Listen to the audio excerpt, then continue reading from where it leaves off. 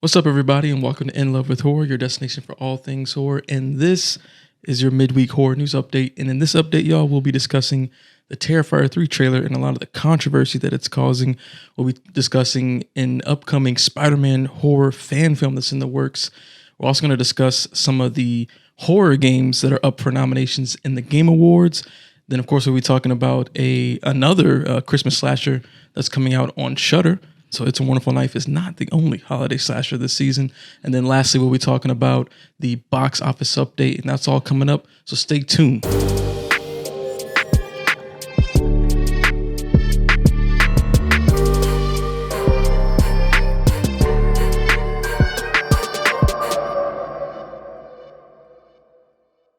All right, y'all. So in our first story, it's all about Terrifier 3. Now, the official teaser trailer has officially released online for everybody to see over on YouTube, and it's causing a lot of controversy. So, in that trailer, we see Art, doing his thing as a Santa Claus. He's like putting up some presents, and then a kid walks in, says Santa, and then Art picks up the axe, and it doesn't show anything. But a lot of people online are assuming that this is the opening scene that Damien Leone is, promising to be insanely controversial. And the assumption is that, Art, takes out the kid. Now, a lot of people aren't happy about that. Anything, that involves a kid, especially with like a horror film or something that's, happening to a child within a film, people are not feeling that, especially with just like the state of the world and how things are. So it's causing an insane amount of controversy. I think you showed me some videos today where people were, really going in on it. And so there's been a lot of back and forth. So we wanted to discuss that and then weigh in with our own thoughts. So I'll pass it over to you. Kind of, did you want to like add in anything about what you're seeing online about the discourse, and then kind of what's your thoughts and approach to, this potentially, insane opening scene that Damien is talking about for this film? Well, we don't know if this is what he's talking about. It's That's just true. Assumed that it is. It started out with someone tweeting, and Damien retweeted that tweet, and that's what started the conversation. Mm-hmm. The person was saying something like, block me if you, agree with this scene or whatever. Yeah. But yeah, I guess my thing, I don't really like kid stuff myself. Like, right. I don't prefer it. But I mean, it's not something like it's never been done before. I never watched All Hallows Eve, but that came up in the conversation. Have you seen that movie? I think I've seen it, but it's been a while, so I can't remember it that good, to be honest. Apparently, there was some unaliving of kids in that one. I mean, so it's like a part of his history to take out kids. Right. Like, he doesn't really care. Yeah. That's his MO. So, anybody could get it from Art. Yeah. Art don't discriminate. He doesn't discriminate at all. But aside from that, in horror in general, it's not like it's not a thing. We just watched When Evil Lurks, and that's got some a kid got stuff. it. Yeah. Actually, multiple kids got it in there. Yeah. Like, I don't want to give those spoilers, but there was a scene where a kid is basically being ingested. Like, it's crazy stuff that happens to kids and across the board in horror. So it's not like a new thing. So it might be because of what's going on in the world right now as to why this debate has started. Mm-hmm. It just seems really weird that that's a conversation when it's been done before. It's not like this the first time. Yeah, right, it's nothing new to horror. So it's just really weird. So what are your thoughts about it? Yeah, I was kind of surprised. A part of me wonders if one of the big reasons that there is controversy is because of how much Damien is hyping up this opening scene. So like right now, people are thinking this is the opening scene, right? Yeah. And if it is, Damien's been hyping this thing up like it's the most disturbing shit ever, because he's like, oh man, like the way he's talking about it was like, oh, studios would never approve this. That's why I got to do it independent. Mm-hmm. And, I think he even said some things like essentially saying like, you're not ready, right? For what you're going to see.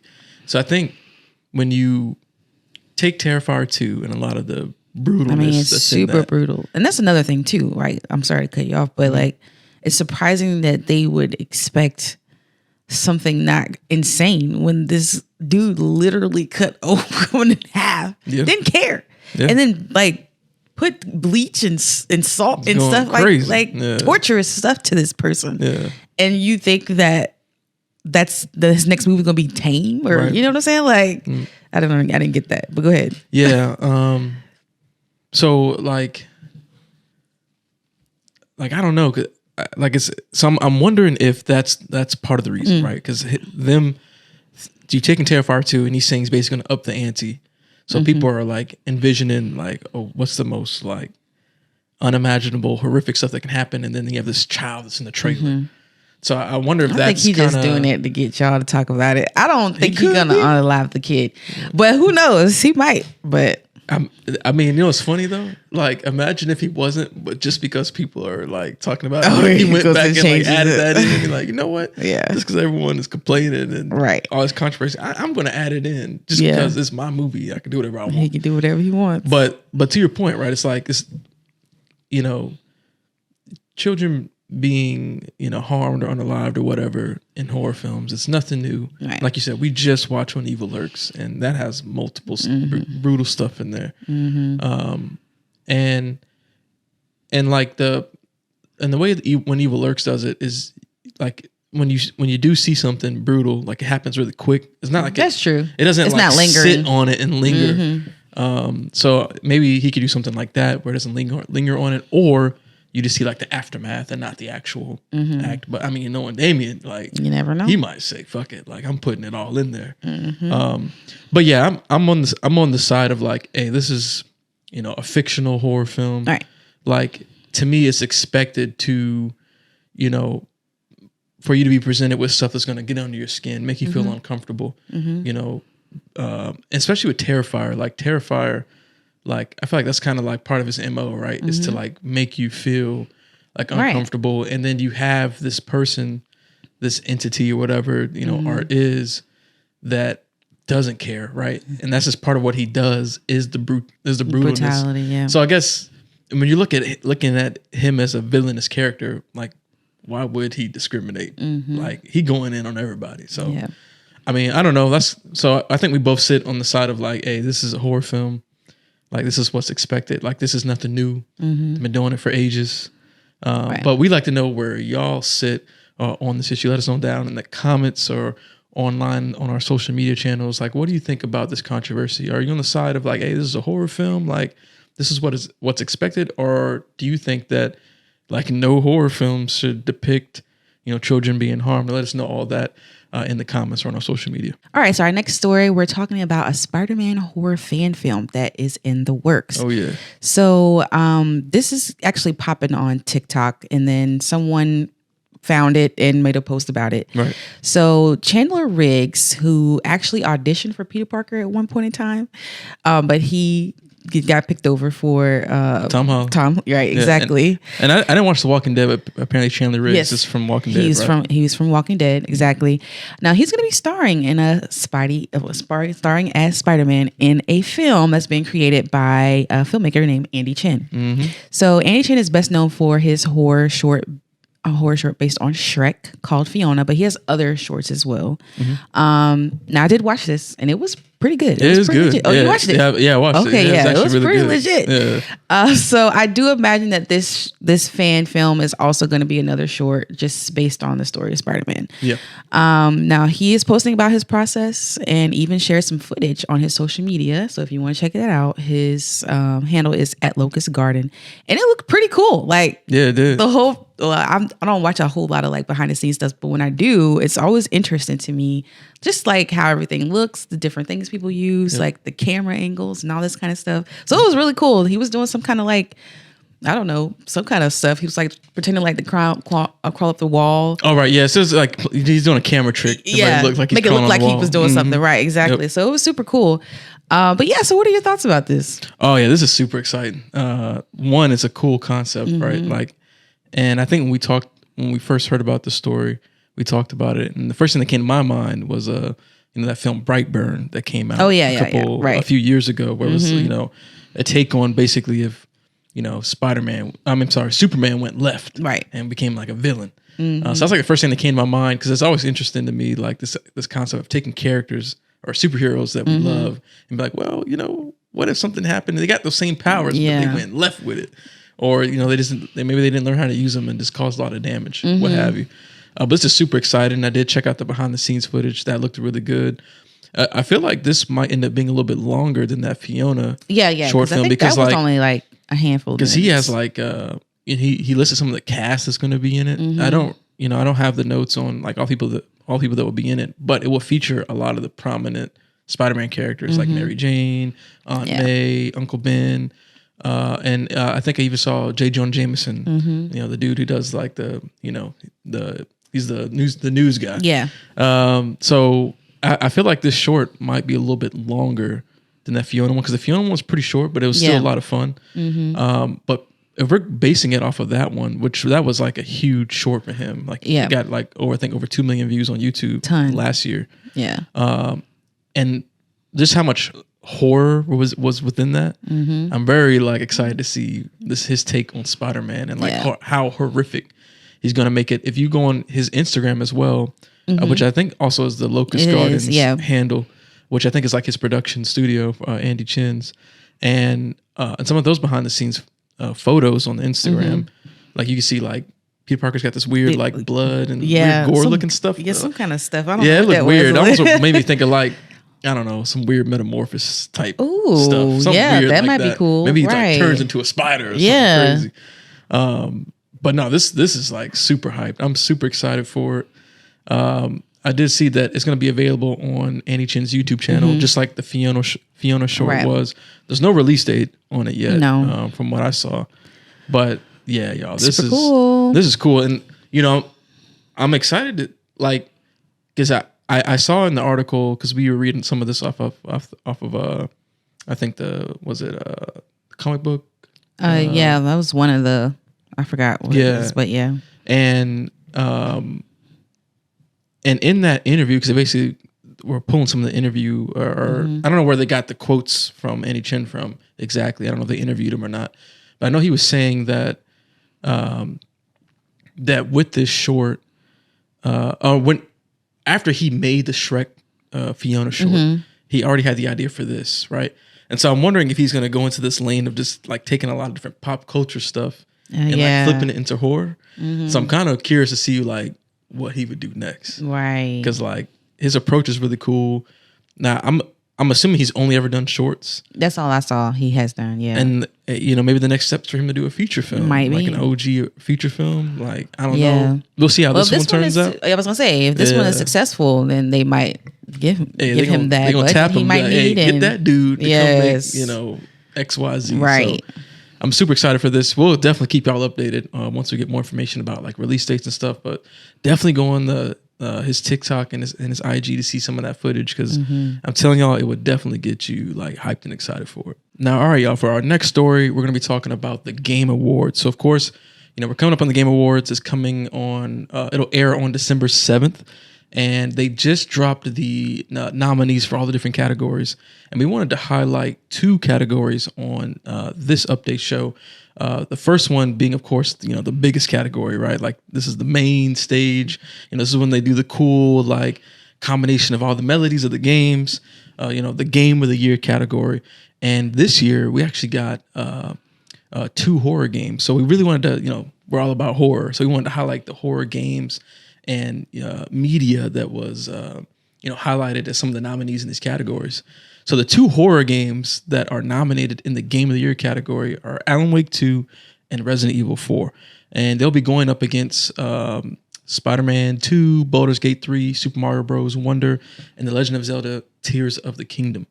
Now, obviously, they're up against, some tough competition. Heavy hitters. Like, especially like Baldur's Gate 3. I know a lot of people everybody's talking about that. Yeah, they talk about the game. They love that game. Now, like, we just started playing Alan Wake 2. Well, I just started playing it. I did try to live stream it. I had some trouble. Yeah. But don't worry. I'm going to work on that. Yeah, I'm going to get it sorted out. I'm going to, continue to play the game for the live stream. You're hogging the game. But, hey, look, well, what do you mean hogging the game? Not letting nobody else play. I asked you about how to do the thing so I could play it on the Xbox, and you ain't never follow up. You was just like, you can watch the stream. That's what you said. I'm gonna get it sorted out so that you can get your save file going. But So yeah, we started playing that, and just even that opening presentation, I can already tell that Alan Wake 2 is like super fire. And I've heard nothing but great things about it. Obviously, Resident Evil 4 was a remake based off the GameCube game that came out back in the day. And that remake I heard was an incredible game too. So, you know, I feel like Alan Wake 2 has a pretty good chance because I know like people really like that game a lot. Like it reviewed really well. I saw nothing but good things about like the visuals, the narrative, the presentation, the scares. Like I heard it's just fire all the way around. So I'm excited, you know, for us to get into it, to play it. But I just think it's cool to see, you know, 2 horror games in the Game of the Year category. Now, if they win, we'll see on December 7th. At least they nominated. Yeah, at least they nominated. And it's going to be cool to hear like their music and their themes played. Yeah, you know, during that big portion of the Game Awards. Hogwarts is not on the list, so at least they made it to the list. You know what's crazy? I don't think Hogwarts Legacy is on. It's on no categories, no list, which is interesting because that game I thought was actually pretty fun. Ain't no Legacy up here at all. Yeah, and it's weird because that game surprised me. Like it was a lot of fun. Like I actually beat the game, and I was just really impressed by a lot of the features in it. Well, yeah. So like, at least they made the list. Yeah, but I mean, like if you look online, like a lot of games got snubbed. You'll see a lot of people talking about a lot of different games being snubbed. Like Lies of P. That's kind of like horror-esque. You know, it's like a Dark Souls like game, but it's a Pinocchio theme. Oh, I never heard of that one. I have to show you that game because I think you would find it kind of intriguing. But like a lot of people are talking about how that game's gonna get snubbed because it's positioned in a lot of categories against Baldur's Gate 3, which everybody loves. So more than likely, Baldur's Gate 3 will beat everything in all the categories. Yeah. But the next category we wanted to highlight, because this is kind of interesting category too, and this is the best game adaptation category. So this is the category where they look at movies and TV shows that came out within the last year that were based off of video games. Yeah. So the horror related ones we wanted to highlight are, of course, The Last of Us, Castlevania Nocturne, and Twisted Metal, and they'll be going up against Gran Turismo and the Super Mario Bros. Movie. Now, I know. Did you finish Last of Us? I know I finished it. I can't remember if you finished it. The Last of Us was amazing. It is good. That show was like you know, a lot of times video game related content comes out, whether it be movie or TV show, and it's just not doesn't ever hit the mark. It doesn't. But Last of Us was one where it's like yeah, it was super. It was like proof, like you can make video game movies or shows be good. Yeah, like that show was fire, like amazing all the way around. Now you watch Castlevania Nocturne. I know you really like that. It. I'm so glad to see that this was nominated because it's such a good show. Yeah, like I was telling you, like I'm ready to kind of like watch other stuff. Like we talked about that other series on Netflix. Yeah. The Blue Eye Samurai. Yes. So I feel like that kind of opened up doors for me. Yeah, it was my gateway. Yeah. It was, but it's really good. If you haven't watched it, please go watch it and support the show because there are a lot of people hate on it. But don't listen to those people. Go watch it. It's super good. So I'm glad it made it as a nominee in this category. And that's kind of how I know that you like it a lot because you know for our viewers and listeners, like she doesn't really watch anime, so like I don't.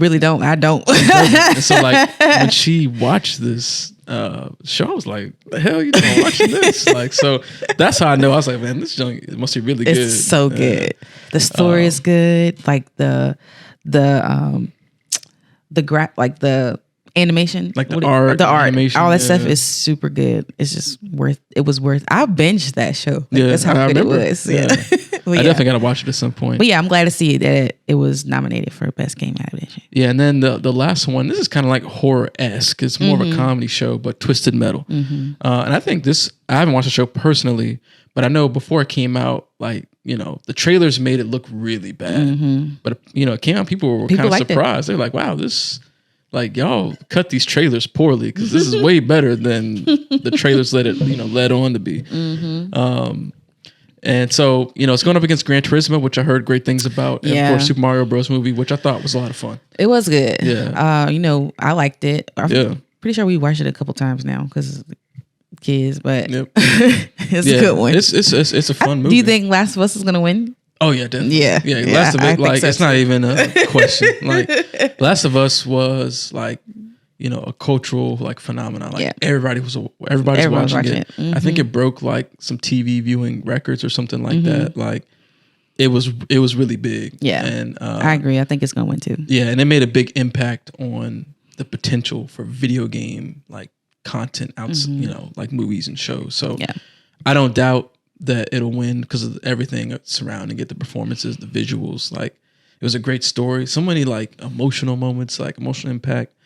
Just good stories each episode. Like everything flowed so good, and you were always like hyped to get to for the next episode and the next week to come out. So I'm sure Last of Us will win, but there's other categories, y'all, that you'll see. Like Alan Wake 2 is in quite a bit of categories, like best narrative, best game direction. I think best art direction. Alan Wake 2 is in a lot of those. So go ahead and take a look at all the different categories, all the nominees. And, hey, look, we're a horror podcast. Right. So, we're going to vote for the horror games. Yes, go vote. But let us know down in the comments, y'all, or on our social media, like, what are some of the nominees that, you're excited to see in some of these categories? What were your favorites in some of these categories? And who do you think got snubbed? Like, who do you think got left off that list that should have been on that list? But let us know all that in the comments. All right. So our next story, we're talking about another Christmas slasher that's coming to Shudder. So we just watched It's a Wonderful Knife, and that wasn't a hit for us. But so hopefully this one might change the game. It's called The Sacrifice Game, and it's coming to Shudder on December the 8th. So here's the synopsis. It's set in the 1970s. It follows two students, Samantha and Clara, who stay behind during Christmas break at an elite boarding school. When a group of cult killers arrive, intent on summoning a demon, the girls must fight to survive the night. Now, this is being directed by Jen Wexler and written by both Jen and Sean Redditz. So, did you watch the trailer? What'd you think? I did like the trailer. I did. It's one of those trailers, though, where it doesn't give you a whole lot, which I feel like was on purpose. Yeah. Because the way it was like cut, it made me feel like there's going to be some sort of weird twist at the end. Because there was that part where she was like, oh, these are the books they don't want us to read. Yeah. And there's like all these like occult, satanic looking books. I'm like, okay, so it's going to be one of those situations where it's like flipped. Yeah. That's what I was thinking too. Like, it makes me think it's going to be something cool like that. Right. So if it does some stuff like that, I'll be excited. But I feel like the trailer was fine. Like, I don't think it like got me like hyped, but I don't think it was a bad trailer either. I just thought it was like okay, like I'll check this out. Yeah. I think it was super interesting. Like the story concept, I thought was super interesting. Yeah. And I do think there's gonna be a twist as well. Like I feel like it has to be. Like I get the vibe that things are not gonna go the way these killers expected to go. It does also kind of like, I guess, hint that they've been doing this before, and then they just happen to come across these girls and try to do the same thing again they've done previously, and obviously it's not going to go the way they expected to go. So I do get that vibe that it's going to be a little twist. Now, I don't know if you recognize the main guy. What is his name? Now I can't remember his name, but the main guy that's one of the killers in the killer group is the guy who played Aladdin in the most recent Aladdin. Really? Yeah. Interesting. Okay. Right. Yeah. So I'm interested to see how he's going to do in this role. Well, I remember he had trouble getting acting gigs after Aladdin. Yeah. Yeah. So this is one of the ones he got. Hey, welcome to horror. Like, right. Let's so I'm just seeing how he flips it. I did like that little clip at the end where they're like, "Oh, like, what do you like?" This guy just asked them a question like, "What are y'all guys doing?" He's like, "Oh, we're visiting for the holidays." And then he knocked him over the head. Right. So I don't know. I'm kind of excited about it. I'm gonna give it a chance. I think it's worth a shot. It sounds interesting. The concept to me sounds really cool. I like some of the lines in there, like when he was like, "Oh, do you know how you talk to God?" or something like that. He was like, "Oh, sacrifices" or something like that. Like it sounded cool. Like so maybe the writing will be interesting. Some of the dialogue. And, So I'm looking forward to this. It's got potential. I feel like it can't be worse than It's a Wonderful Knife. No. And it's set in the 70s, Christmas in the 70s. I don't know. I think it's going to be cool. Yeah. And thinking of 70s too, it gave me that like Black Christmas like kind of vibe, exactly. Like that. Yeah, very much so. Yeah. So we'll keep an eye out for this. Definitely gonna check it out. This comes out on December 8th, so it's a perfect time for a holiday slasher film. So fingers crossed that this is a good one, because It's a Wonderful Knife left a sour taste in both of our mouths. So I think we should rewatch it. I'm not rewatching that. Hey, look, man, like it just wasn't for me. Like I just didn't think it was good, and like unfortunately, I just don't feel like it'd be worth my time to view again. I think I might rewatch it. Yeah, when it goes. Well, you comes rewatch it. on You let me know how you felt on the second viewing. Maybe it's better on the second viewing. Yeah, I was watching something. I don't know who I was watching. Some YouTuber. I can't remember who it was now, but they were saying something like, when people like us who kind of like, critique movies or whatever, he was like, you should watch it one time just to like, not even with your critique hat on it, just watch it to, get the feel for the movie, see how it makes you feel, Then watch it a second time with the thought process of critiquing it and breaking it down. And it becomes a little bit more fair because the first time you're not trying to, catch every single thing. You're just trying to have a good time with the movie. And then the second time you watch it, you do. I mean, I get what they're saying, but I feel like that can be like a whole podcast conversation because I feel like, for some people watching a movie is having their brain turned on. Yeah, true. And you know what I'm saying? So like, I don't know. That'll be a larger conversation. That's true, for sure. We're gonna it was just something I'll throw it out. We'll write that one down and have that as a topic for one of our podcasts. But I get the point. But we'll see with Sacrifice Game. And then when you rewatch it, so let us know if that rewatch is better. But if y'all have seen the trailer for the Sacrifice Game, let us know down in the comments or on our social media. What do y'all think about this trailer? Are you excited for this film? Are you hoping that's going to be good? And then do you think there's going to be a twist like we think? Because I'm kind of willing to bet that's what's going to happen now. But let us know that down in the comments, y'all. All right, y'all, for our last story, of course, we're going to give you the box office update. This is like a midweek box office update. So one of the things we want to talk about, of course, is the previous weekend. Now, It's a Wonderful Knife that opened last weekend, and it opened in only 923 theaters, so it's not a whole lot, but it only did $598,000, so just a tiny bit under $600,000. Now, it is worth mentioning that this is RLJE's biggest theatrical release in the company's history.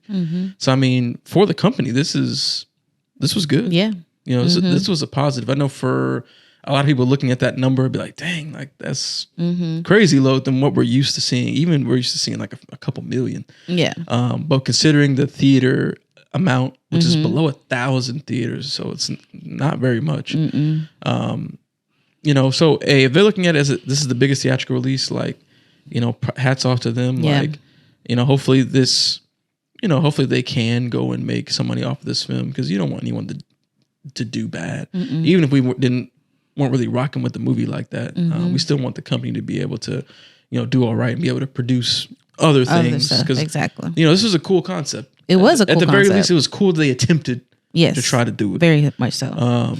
So we'll kind of. But a lot of people did like it. There was a lot of great feedback on the movie. That's true. A lot of people had a great time with this film. And if you like, campy Christmas slashers, I think y'all would like it. So if you haven't watched it and it's still in theaters near you, go check it out. You might enjoy it.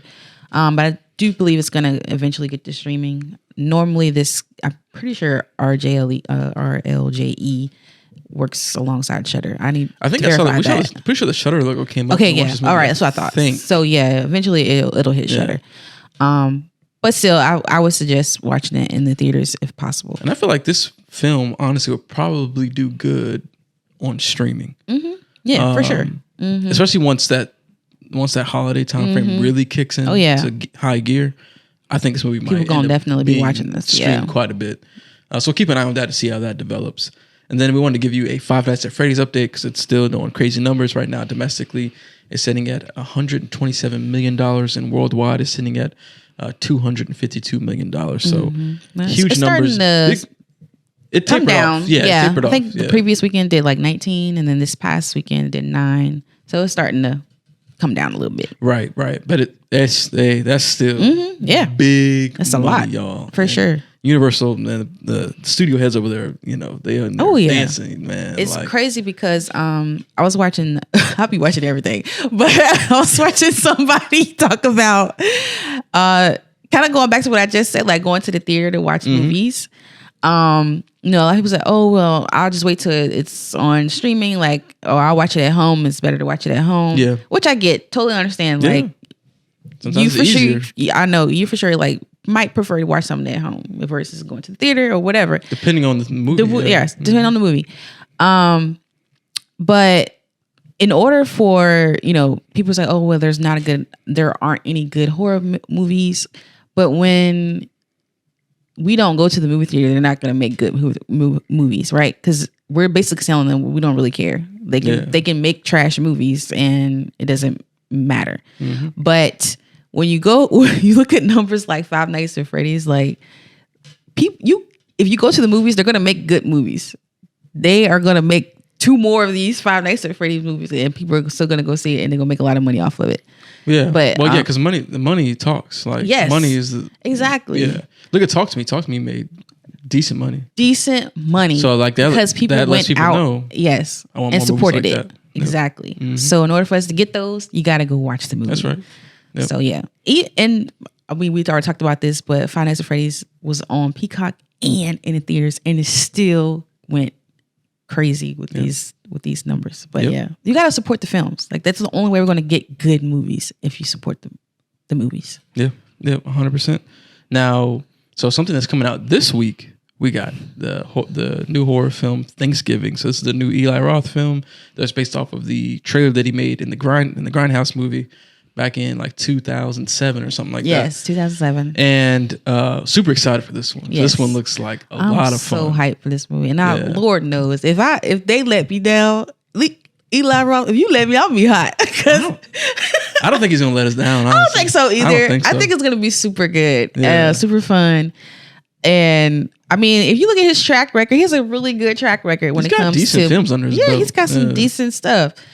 So yeah, I think it's gonna be good. Yeah, I'm curious to see what the box office will be like for that. Mm-hmm. But that's coming out this week, y'all. And so we will be going to see this film. We'll be dropping a non-spoiler review this Friday. So make sure you subscribe and come back to us so you be prepared to watch that review. And then, of course, on Saturday we'll drop our spoiler review. But super excited. That's coming out this week. So make sure I go check out the trailer for Thanksgiving if you haven't seen it yet. And then, of course, go ahead and purchase your tickets if you're hyped like we are to go and see it. We're going to go see it on Thursday evening. So we'll do a out-of-theater reaction, and then we'll do a review. So make sure you have subscribed and following us so you see all that content that drops for Thanksgiving. All right, y'all. So that'll wrap up this midweek horror news update. We hope that y'all enjoyed all of the news that came out of this video. Now, let us know down in the comments or on social media, like which, midweek news story that you were most hyped about. So a lot of different things, like a lot of interesting things, especially that SpiderMan horror film. I think that's the one that kind of like surprised me the most because I was not aware of it at all. Like, even if it's just a fan film, it's still super exciting. But let us know in the comments or send us, a message on social media or comment on social media. We'll post things on TikTok, like clips from this. Just comment anywhere, y'all, because we love to discuss these things with the community, with our audience, and let us know which story that you are most excited about or most surprised by. Make sure you like this video, you subscribe to our channel, share this video, go and subscribe to our podcast over on Spotify, over on Apple. Give us that 5-star review on there as well, because that just helps boost visibility, y'all. But hey, look, thank you so much for tuning in to this video. If you're listening over on podcast, thank you for listening to this entire thing. We really appreciate y'all. We thank y'all, and we'll see y'all in the next video. Peace.